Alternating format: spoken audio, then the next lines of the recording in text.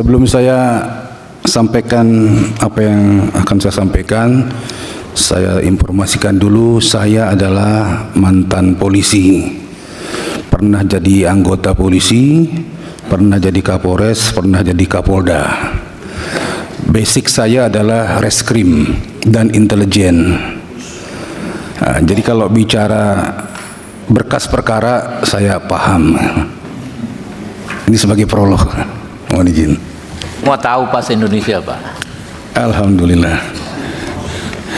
Jadi dalam kasus ini kita coba memahaminya ya dari sudut pandang saya.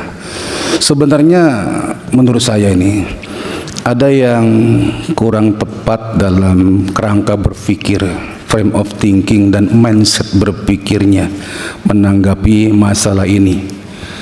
Menurut saya ini adalah satu kasus, bukan dua kasus. Satu kasus penjambretan. Ya. Satu kasus itu, satu perkara itu ada sekumpulan tempat, satu TKP, di situ kumpul semuanya, peristiwanya, tersangkanya, korbannya, barang buktinya.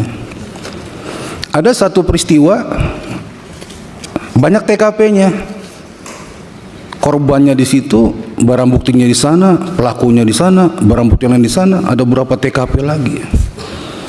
Nah, kalau yang dibahas tadi ini adalah satu peristiwa, dua TKP. TKP terjadinya penjambretan, TKP terjadinya tertangkapnya pelaku penjambretan yang dalam tertangkapnya pelakunya meninggal dunia. Jadi TKP pelaku meninggal dunia itu TKP-nya reskrim, bukan TKP-nya lantas. Menurut pandangan saya. Kalaupun lantas mau diminta tolong untuk olah TKP, boleh-boleh aja. Itu TKP-nya reskrim, satu berkas perkara. Karena satu konteks, satu kaitan. Jadi waktu istrinya dijambret, terus suaminya dekat situ dengar jambret suaminya datang, itu peristiwa itu adalah peristiwa yang bisa dikatakan peristiwa menurut KUHP ya, dikategorikan tertangkap tangan.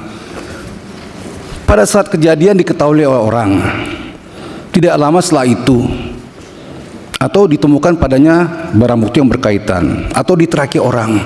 Jadi suaminya itu dalam kondisi tertangkap tangan, istilah hukumnya. Jadi siapapun yang dalam kondisi jambret, entah suami, entah tukang bakso, tukang pecel, mengetahui itu, dia tergerak, dia bisa melakukan penindakan di lapangan. Ya, dia kejar, apalagi suaminya, dia kejar. Dan dalam pengejaran itu, dia tujuannya adalah untuk menghentikan atau menangkap si pelaku. Tujuannya ya. Nah, waktu menghentikan menangkap si pelaku, apakah si pelakunya rela akan ditangkap? Mau nggak kira-kira? Nggak mau melarikan diri. Yang mengejar ini berusaha untuk menangkap pelaku tindak pidana penjambretan. Dalam konteks menangkap itu terjadi peristiwa-peristiwa, ya, tidak ada mens rea untuk membunuh dan lain-lain. Nah, terjadi upaya-upaya hukum yang dapat dipertanggungjawabkan seperti memepet sampai menabrak. Ya, akibatnya tidak diperkirakan apa yang akan terjadi. Tetapi si pelaku itu tidak mengindahkan. Kalau dia mengindahkan nggak terjadi apa-apa. Atau dibalik, seharusnya yang ngejar nggak seperti itulah. Jangan sampai nabrak-nabrak lah, jangan sampai mepet-mepet lah. Apa begitu yang kita inginkan?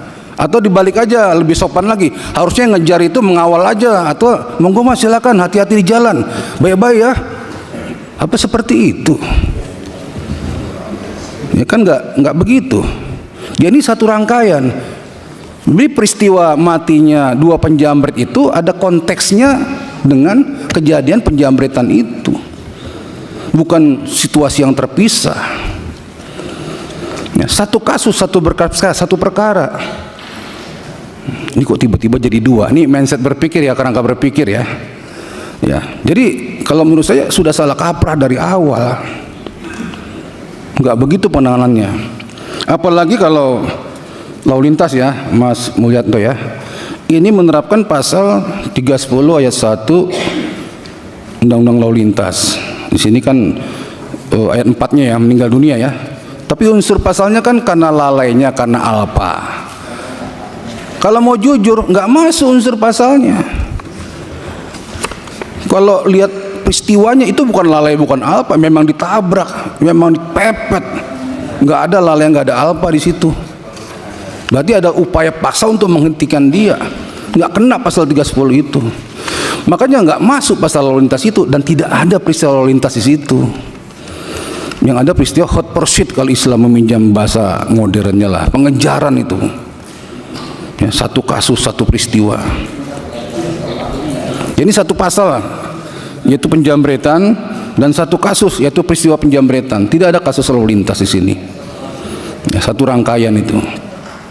Jadi kalau kejadian sudah jelas, diurai sudah jelas, memang cukup unsur untuk dikatakan ini pidana penjambretan, dan reserse sudah bekerja, terpenuhi unsur itu, dan tersangkanya meninggal dunia, sehingga dihentikanlah kasusnya karena tersangka meninggal dunia. Case close, tutup, selesai. Nggak ada kasus lalu lintas itu, terlalu jauh. Apalagi minta pendapat ahli. Maaf nih, apa sudah nggak mampu lagi berpikir sampai minta pendapat ahli untuk mindset yang seperti saya, sesederhana itu gitu. Pak Ketua, bagi saya tidak ada kasus lalu lintas itu. Ya, yang ada kasus penjambretan, terungkap, terbukti, tersangka meninggal dunia, kasus tutup. Saya minta kasus ini dihentikan, tidak ada debat-debat kusir lagi di sini. Ya, terima kasih Pak Ketua.